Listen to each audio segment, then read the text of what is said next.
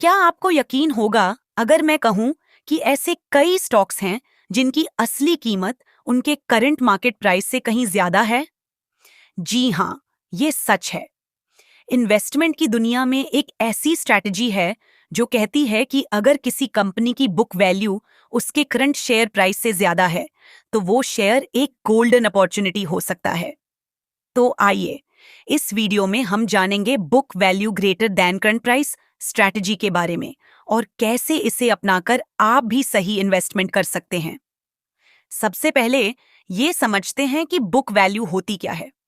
Book value एक company के total assets से उसकी टोटल लायबिलिटीज को घटाकर निकाली जाती है। आसान शब्दों में, अगर आप किसी पूरी कंपनी को आज बेच दें और उसके सारे कर्ज चुका दें, तो बचे हुए पैसे उसकी बुक वैल्यू कहलाते हैं। बुक वैल्यू पर शेयर, यानी कि एक शेयर पर कंपनी की असली कीमत। अब बात करते हैं करंट प्राइस की।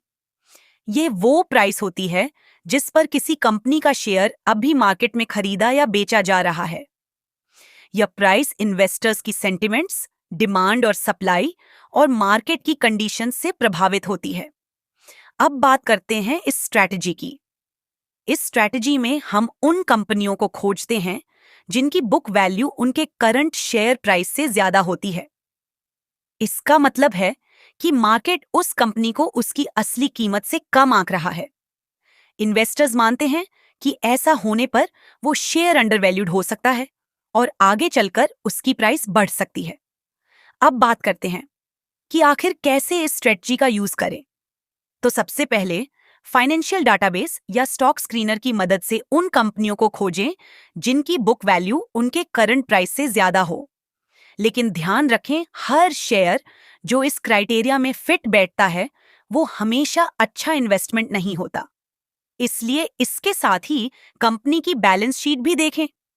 कंपनी की अर्निंग्स और कैश फ्लो की स्थिति का एनालिसिस करें और उस इंडस्ट्री का एनालिसिस करें जिसमें वह कंपनी काम करती है, और समझें कि कंपनी का शेयर क्यों अंडरवैल्यूड है।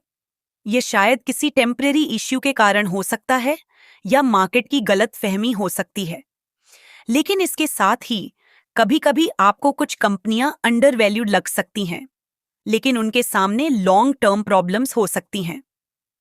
मार्केट कंपनी के फ्यूचर को लेकर निगेटिव हो सकता है, इसलिए उसके शेयर की प्राइस कम बनी रह सकती है।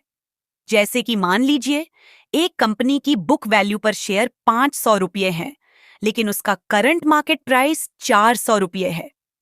पहली नजर में यह अंडर वैल्यूड लग सकता है, लेकिन अगर कंपनी की इंडस्ट्री डाउनर ट्रेंड में है या कंपनी के पास बहुत सारा डेब्ट है, तो यह कम प्राइस जायज भी हो सकती है। इस स्ट्रैटेजी को अन्य इंडिकेटर्स जैसे पीई रेशियो, डेब्ट टू इक्विटी रेशियो और अन्य फंडामेंटल मैट्रिक्स के साथ मिलाकर उपयोग करना हमेशा एक अच्छा आइडिया है। और आप इसे हमारी पिछली strategy working cap, greater than market cap वाली स्ट्रैटेजी के साथ भी यूज कर सकते हैं। और अगर आपको अभी तक उसके बारे में नहीं पता, तो आप हमारी पिछली वीडियोस को देखकर उसे समझ सकते हैं।